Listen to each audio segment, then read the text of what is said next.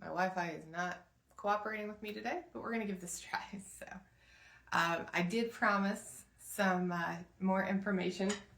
Oh, Poe's not had enough of his coffee today either. So I did promise we would have more information about Matthew. How freaking cute is he? And again, Patrick Madden, if you are watching or you see this, this is 100% your fault. So my good friend and fellow author was sending me all sorts of adorable little pictures and videos of people with this guy, and I just fell in love. So I mentioned that I would say a little bit more about his legend. Matthew the Mothman, he is an urban legend, and he actually was established in Virginia back in 1966, 1967. He ranged for about a year. And there were these couples, these different people that would see him, supposedly a 7-foot tall, 10-foot wingspan creature that would chase them. Clearly, Matthew is the cute, adorable version of that. So he is not chasing anybody. He is just soft and squishy and lovable. He's almost basically a squishmallow. So I wanted to share a little bit more about him, where he comes from. And there's actually another urban legend that's similar. It's another winged creature. It's called the Jersey Devil. And this one goes all the way back to 1735. There was a woman named called Mother Leeds, and she apparently, according to legend, had 12 children. And when she found out she was pregnant with the 13th, she basically cursed it. She said, "Let it be the devil." And when it was born, it was normal, but it very quickly transformed into this horrible winged monster, and it flew up the chimney. I don't really know what that represents. I haven't done a lot of digging. I just found another, winged urban legend. And of course, speaking of legends and wings, Poe, my lovely Poe, ravens have been all over the legend world over forever. In the Pacific Northwest, up in Alaska, they're actually good. They're considered creators. They're a central figure in like American folklore or Native American folklore. They are considered like a main creator god or creator spirit. The Plains tribes, like the Lakota, they tend to see them more as like a symbol of metamorphosis, of change, of things to come, which I think is kind of cool. I mean, they've been listed as all sorts of things. Even way back in Norse mythology with the god Odin, he had 2 ravens, one representing thought, the other representing memory. They've been called tricksters. They've been called messengers from the spirit world. They, of course, are considered an omen of bad things to come, ill will and death. But Poe is just a lovely, sweet bird, and I adore him so. My Poe, not covered in myth other than, of course, his namesake, Edgar Allan Poe, definitely deeply steeped in all of the dark and the spooky. And then if you see, right behind me, right there, so cute, I have a new friend. This is almost, I guess, like a little mascot for Coffee with Kenzie. That lovely, adorable creature doesn't have a name yet, but she is called a cappuccino, and I mean, how cute is this? I couldn't just leave her. I found her at a gas station and little general store, and as soon as we found her, we knew she was coming home and that she was going to end up being a part of this. She's not a big fan of standing up, so we're still working on that. Maybe she needs more coffee too. In light of all of the cool, spooky, urban legends and things that I was looking up, and I did actually looked a few of them up and took some notes. Things about like the chupacabra and the wendigo, they're a little bit better known ones. The song for the week, and I'm going to butcher this, so please forgive me. It is from Franz Schubert, the German Franz Schubert, and it's called Erlkönig, or Erlkönig. I do not speak German, and I'm so sorry if I butchered that even worse than I think I did. But it's based on a poem, and it's a ballad about a father racing through the woods trying to save his feverish son from the Arrow King, who eventually steals the kid. But he's essentially a harbinger of death, and the father's trying to save his son.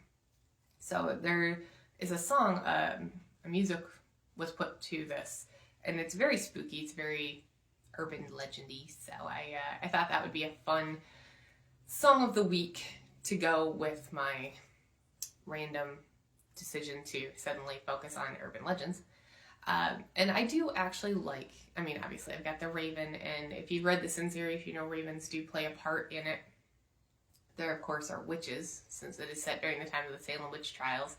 There is all of the rumors and all the spooky craziness of all of the history of the witches. And I love urban legends. I love spooky stories. I always loved like camping and ghost stories around the campfire. Everything from poltergeists to ghosts to witches to possession. I always find a lot of that interesting. No, I am not going to be writing about the Chupacabra or the Wendigo or anything like that anytime soon. But I do enjoy incorporating either actual urban legend monsters, such as witches, ghosts, vampires. I know they're all kind of played out, but at the same time, they just kind of fit me. I enjoy incorporating those. I do have that co-write with Kayla Rose, which is a reverse harem trilogy and involves vampire hunters. So that should be fun to kind of delve into later this year. If everything goes according to plan, the first book will still be out this year. And then I also have noticed I was having ideas about like sideshows. I know I mentioned recently that I was at Market Macabre and the Sword Swallowers, and the people that, there's a guy, he will stick in my mind. He puts hooks in his eyes, and it's attached to a chain, and then he lifts things from that chain. Super creepy and unable to look away. I love stuff like that. It's so weird. When I was out on Route 66, I did the Sideshow Museum, which is at the Uranus Fudge Factory complex in Missouri. I always find that interesting, those people that are outside the norm that can have interesting abilities or do odd contortion things. Even just Cirque du Soleil, the fact that people can bend like that, like they're made of rubber, is just fascinating to me. So I do have an idea that I'm working on right now, because, you know, I need more ideas. We're always authors, we always have more ideas than we'll ever have time to write them. But I do love this idea of like the old school, like way back when circuses and sideshows and freak shows used to travel the country by train, because oddly, as much as monsters or legends or hauntings or possessions or any of those types of things do play a role in the books, in all of my thrillers, I think one of the main things, I do have some that are set modern day, but a lot of them incorporate history. They're either set in history, like if I do this one about the circus on the train, it would be back during that time. Obviously, the Salem witch trials are set in 1692. But even I have one, it's a standalone thriller set in Chattanooga, Tennessee. And that one, while set modern day, connects to a haunting, connects to a legend from the past. So I've always loved history. I've loved seeing where things came from, seeing how stories develop, how legends get added to. And so that's been an odd sort of like narrowing in. People talk about, you know, finding their voice, finding their story. I always knew how much I loved to write, and when I first started writing and I had my other pen name, a lot of those things were connected to me personally, and I think that I've always called them the stories I had to write because I just had to get them out. Now, I think I just write the stories that fascinate me. I think I write the things that I can't stop thinking about, and I think that that's probably where most writers get to. Another really sweet author, a wonderful friend who actually coordinated an event that I did several years ago. I was talking to her, and she writes romance. She writes slow burn, small town cozy romance.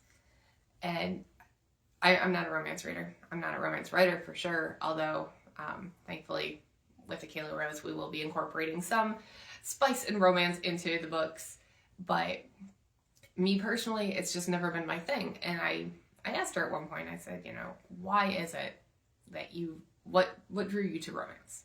And it's a weird thing for an author to ask another author, because it sort of seems like we should know.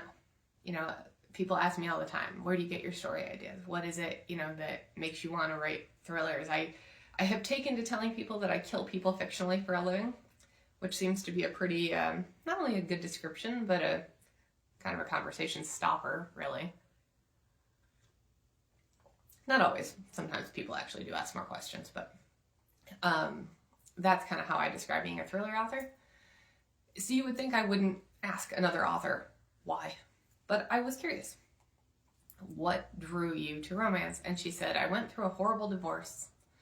I have a lot of great friends and I have my kids, but I've never had the type of romance and the type of love in my life that I dream of. So I write it and I let other people into the world I dream of, which I found both really inspiring and very sad. I think everybody should experience that type of love, and maybe that's why I've always been very happy with the level of romance in my life, the people in my life, and so I've never felt that void, that missing. I'm not, deeply in search or in need of that Cinderella story, but I do. And one could ask if that means being a thriller author, if that means I dream of killing people. No, I don't. I'm a tomboy and I will think things when people get on my nerves, but I think we all do that. And I've even been known to look at my boss at the casino on my day job and just be like, oh my gosh, if this person says this thing one more time. But, I don't mean it. I just venting. But I think that maybe that's my version. I'm a hockey girl. I'm a sports girl. I'm kind of an aggressive, get out there in your face extrovert. So maybe that's why I like all of the more aggressive, darker things, because it's a way for me to be, I guess, more healthy as I vent. I like to just be like, and just take my frustrations out on the page. Plus, this sounds super creepy, but in fiction, you can kill the same person 8 times, just different ways. And so, sometimes when somebody does drive you crazy, whether it's an ex or a boss or just somebody random in traffic that day, you can use them as inspiration and you can get your vengeance on the page. It's kind of fun. So again, I know that makes me sound a little unhinged, but it is a good way to, I think, express frustration in a way that keeps me from having to take up kickboxing or something. I did want to share, I finally finished the diamond art. People have been asking. I have new ones, so I'm going to come really close to the screen here for a second. So I grab them. I've had the ravens. People have seen the ravens before and the book dragons, but I have these witches. Now these are the only 4 that I'm going to have at Bray, and Bray is coming up in just a couple weeks. So those, if you like them, if you see them and you like them, they're only the only 4 I have. I will hopefully have more at future signings, but right now, those are the only ones I have. I've had these in the past. People love them. This one says, when I die, delete my Kindle history. I've got, I think, buy me coffee and take me to the bookstore. That one's super cute.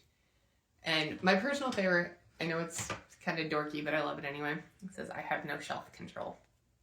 So those are a little bit more subdued. And then I have ones that are very focused on dark romance. Like this one that literally says, good girls read dark romance. Where's my favorite? My favorite on this one. It's got a little skull and it says, my favorite color is morally gray. So I have a couple of those as well. Always falling for the anti-hero. That one's another fun one. So I've got those, and those are what I've been finishing every time I say I'm online and just focusing on creative projects. I have been doing that. And when some of these, like you can see, these are gem from top to bottom. They are completely covered. So, and yes, I make these. I do make them by hand. Every single one of those individual gems is put on one at a time. So that is why that has been taking so long. But they're done. So again, if you see me out and there's one of these that you like, come by, say hi. And then I will be in Bray, the Beyond the Read author event in Columbus, Ohio. Not next weekend, but the weekend after. And so I will be coming at you live that week from Ohio. And next week, for those that are going to the author social, I will not be there. It'll be run by SG Tosh, my friend Sarah. I will be in Zion, taking advantage of one very important thing, which is nature therapy. I will be out taking kind of a mental break, but I'll be hanging out with you guys live from Zion. So that'll be fun. It's a beautiful, beautiful place. One of my favorites in the world. So getting out, absorbing a little of the inspiration that Mother Nature has for us. So today I have about 400,000 things. Tomorrow is no different. So things are going to be crazy moving along, but I will, if I don't see you before then, I will come at you live from Zion next week, and then from all the madness that is Bray on the weekend after. So thank you guys for hanging out and for helping me welcome Matthew. And hey, if you have name suggestions for my sweet little cat Perchina back there, she would love a name. Until then, I hope you guys have a great week and a great weekend. And until I see you again, stay caffeinated.